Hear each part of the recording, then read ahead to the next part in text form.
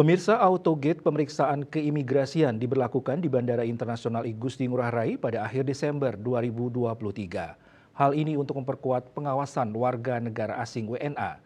Demikian disampaikan Kepala Imigrasi Ngurah Rai, Suhendra, di sela sosialisasi implementasi Autogate dan visa saat kedatangan elektronik EVOE di Kute, Kabupaten Badung, Bali, Selasa 12 Desember dikutip dari kantor Berita Antara.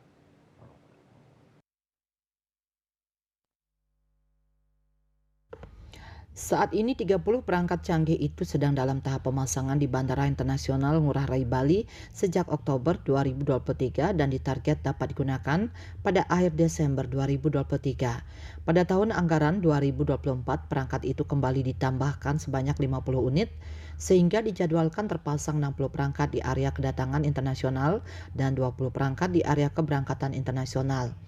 Yang menjelaskan Outgate ini menjadikan proses pemeriksaan keimigrasian lebih cepat, akurat, efektif, dan efisien tanpa mengesampingkan aspek pengawasan dan pengamanan.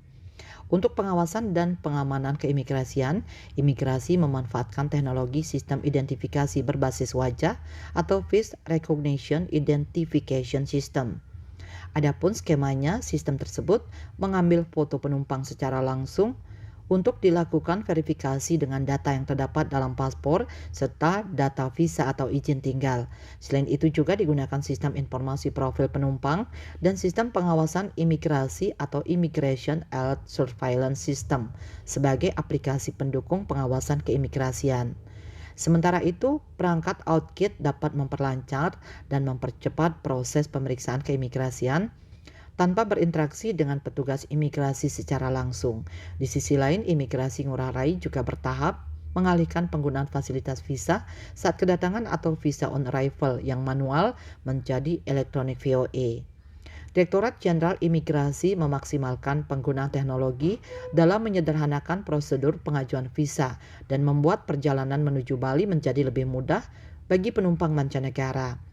Dengan VOE elektronik itu, wisatawan mancanegara tak perlu lagi pengajuan permohonan di kantor perwakilan Indonesia di luar negeri dan kantor imigrasi untuk memperpanjang visanya.